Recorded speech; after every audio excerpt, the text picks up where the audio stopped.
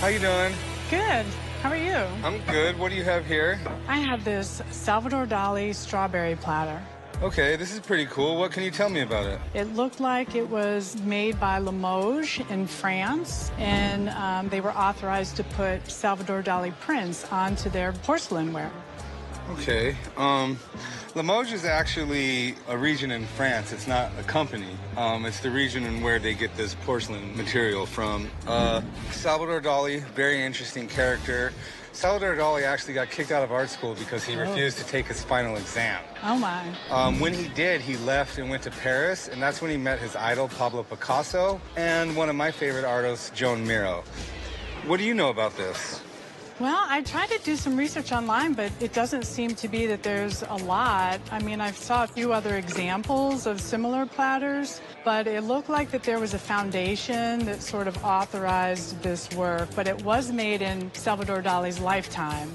I believe in 1983. Yeah, so this was actually commissioned by J.P. Schneider. He was commissioned to do 1,000 of these plates. They only made 400 of them. Oh.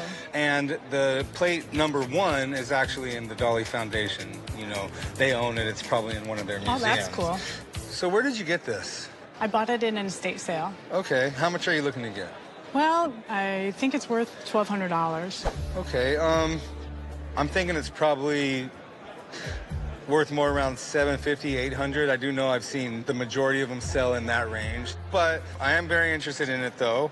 I'd love to make you an offer of $500 if you're interested in it. Can we go to 600? So 500 kind of is my final price. I really want it, so that's why I wasn't trying to start low and negotiate with you, but 750 is what I would expect to get from it, but it's not really what I'm guaranteed to get with it. So 500? I think that's a fair price. All right, well, we got a deal. Thank you. Okay, you can take this right over to the counter and they will get you paid. Perfect. Thanks so much. Have a great day. Next.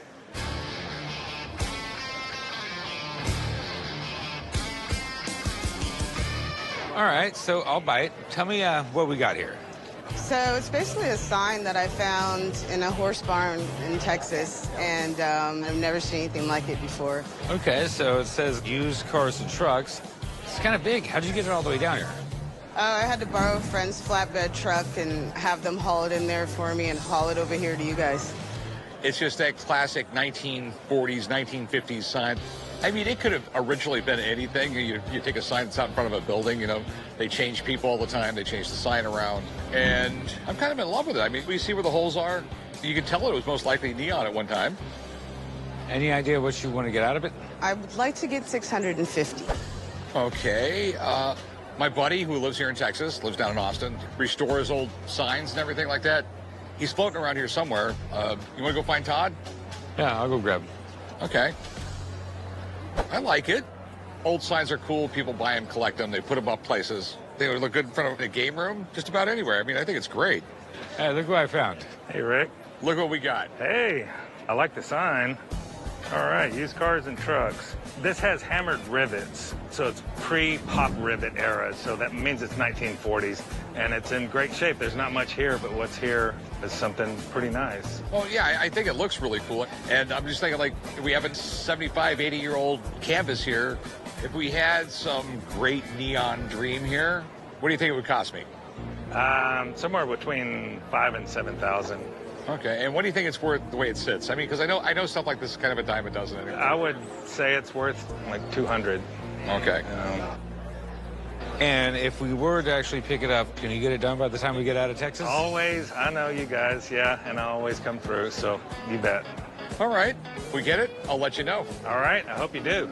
All right, thanks, man. So you got me in a predicament here because my dad's already talking about spending $5,000 to $7,000 on this thing. I'll give you $100. I mean, you go down to 300. I mean, I spent almost 100 in gas bringing it over here. And you'll spend another $100 getting it home. Fair enough. I'll give you 150. 200. 150. I'll give you 100. 150. 150. We got a deal. All right, sweet. Go right over there. They'll get you paid.